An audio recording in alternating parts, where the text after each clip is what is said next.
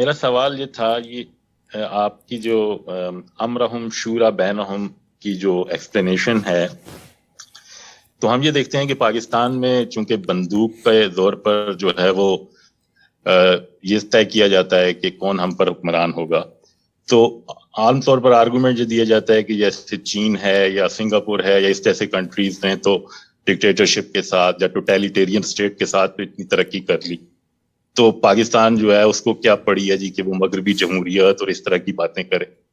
تو کیا guide line ہونی چاہیے قرآن کے اس اصول کے مطابق، خاص طور پر ان طبقات کو جو یہ سمجھتے ہیں کہ مغربی جمہوریت جو ہے وہ ایکچولی نقصان دہ ہے ہمارے ملک کے لیے؟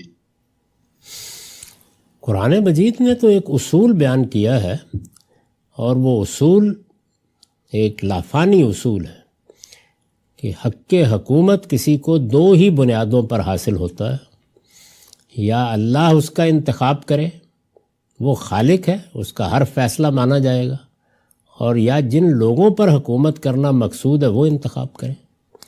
تو اس لیے قرآن مجید نے یہ اصول دے دیا، لیکن اس کے ساتھ کچھ چیزیں وہ ہیں جن کا تعلق انسان کے حقوق سے ہے. یعنی میرا یہ حق ہے کہ میں اگر کوئی رائے رکھتا ہوں تو اس کا اظہار کر سکوں، اس کے لیے سوسائٹی میں رائے عامہ کو ہموار کر سکوں. انسان کے بنیادی حقوق کا جو تصور اب کم و بیش متعین سی صورت اختیار کر گیا ہے اقوام متحدہ کے چارٹر میں، یہ وہی حقوق ہیں جو ہمیشہ سے انسان اپنے حادثہ اخلاقی کی بنیاد پر مانتا رہا ہے. تو اس لیے 4 چیزوں کی ضمانت دے دیں. ایک یہ کہ لوگوں کے بنیادی حقوق پامال نہیں ہوں گے، دوسرے یہ کہ کسی قوم کے حق خود ارادی کو نقصان نہیں پہنچایا جائے گا، تیسرے یہ کہ جمہوریت میں اکثریت کی بنیاد پر جو فیصلے ہوں گے ان کو قبول کیا جائے گا. یہ 3 چیزیں بنیادی حیثیت رکھتی ہیں. آپ ان کی ضمانت دے دیں، اور اس کے بعد اب نظام حکومت آپ نے کیسے قائم کرنا ہے، لوگوں کی رائے کی بنیاد پر قائم ہونا ہے. یعنی اس کے سوا کوئی اور طریقہ اس کے قیام کا نہیں ہے. اس سے جو نظم بنے گا وہ کیا نظم بنے گا؟ یعنی انسان کے بنیادی حقوق کو اگر حفاظت حاصل ہے، قوموں کے حق خود ارادی کو آپ نے حق کے طور پر مان لیا ہے، جمہوریت کو اصول بنا لیا ہے، اور قانون کی حکمرانی قائم کر دی ہے. تو اب یہ 4 چیزیں جو ہیں جب ان کا صحیح تحفظ ہو گیا تو اب جو حکومت آپ کرنا چاہتے ہیں اس میں مغربی مشرقی کا کیا سوال ہے، اور کیا ترقی کی بنیاد پر طے کیا جائے گا؟ یعنی کوئی آدمی ہماری عزت آبرو سے کھیلنا شروع کر دے لیکن ترقی ہو رہی، کوئی آدمی ڈاکے ڈالنا شروع کر دے اور ترقی ہو رہی ہو، تو ترقی تو ایک نتیجہ ہے. اصل چیز ہے کہ ہم نے ایک حکومت قائم کی ہے. یہ حکومت اصلاً کس لیے قائم ہوئی ہے؟